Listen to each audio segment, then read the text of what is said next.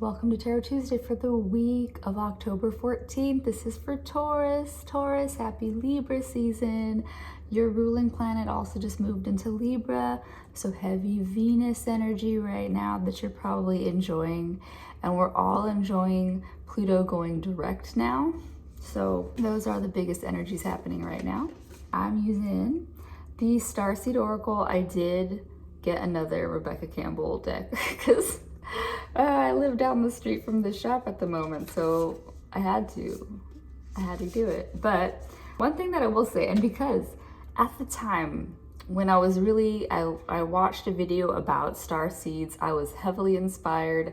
I wanted to show it to my volunteers at the time, who were both Tauruses, and they did not give two fucks. Like, it was not resonating with either of them. But two people walking by me watching this video with them stopped and got really sucked in.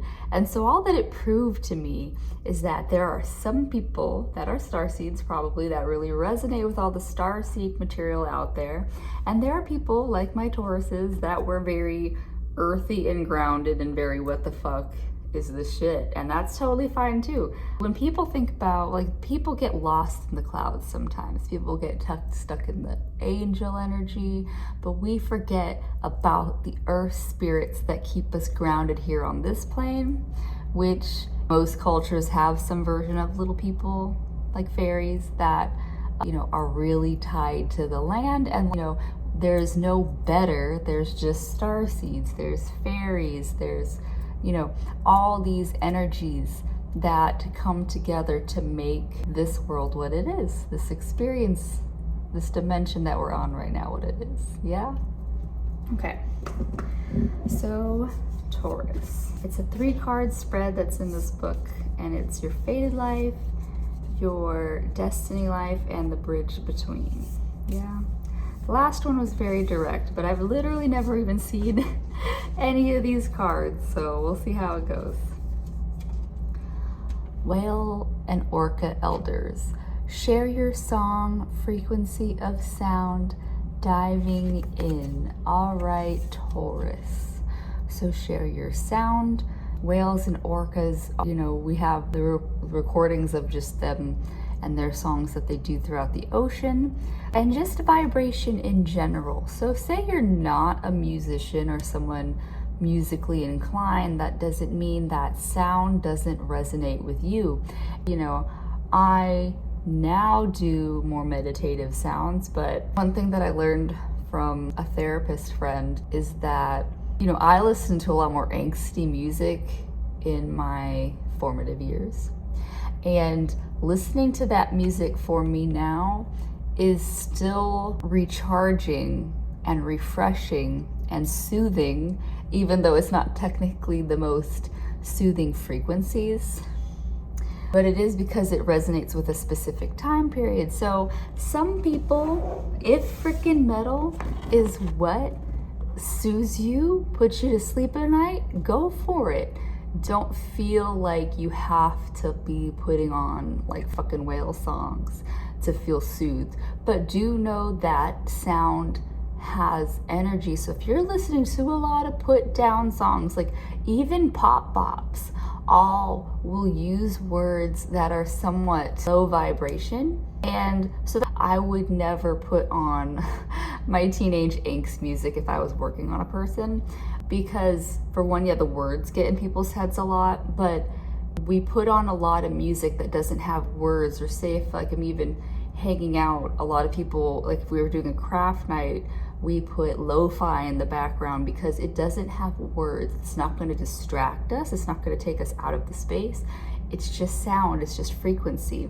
So Taurus, even for you, tap into whatever frequencies of life there is. If it's not music, even when I worked with power tools and I wore my headphones, I could hear and feel my foot on the ground. I can feel my footstep and hear it through my whole body because I had tuned out that sensory of hearing it through my ears.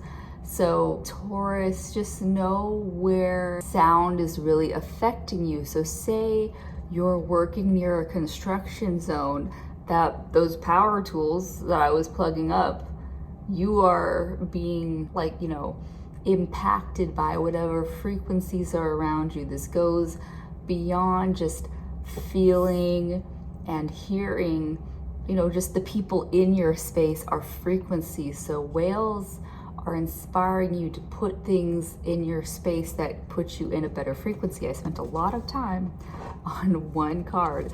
So we'll go into your destiny life, which is fall into my arms, surrender, holding the opposites, extremes of life. And so in a more destiny life, those frequencies, you are surrendering to the fact that, yeah, you have construction down the street or in your home, but we're gonna move through it so that you have better roads down the line. Or if you're like fixing the plumbing in your house, you will have better things. Not everything that doesn't feel good in the moment is necessarily bad. We have to move through the changes. And sometimes those changes lead us to discomfort. Just be aware of those vibrations, because here's the bridge. Here's the bridge between these two cards. Weight of the world, boundaries, let go. It's not yours to carry. So while I was saying you're holding the opposite, let go of what is not yours to carry. This season, autumn, is literally the leaves falling, letting go of things that we don't need to carry anymore. Things like, an example that I've used in the past is of a nightlight. Now as an adult that those monsters are not there. So put out the light so that you can go into your deepest states of rest, Taurus. Yeah? All right, well, that's what I have for you this week. Happy Libra season, and I'll see you next week. Bye.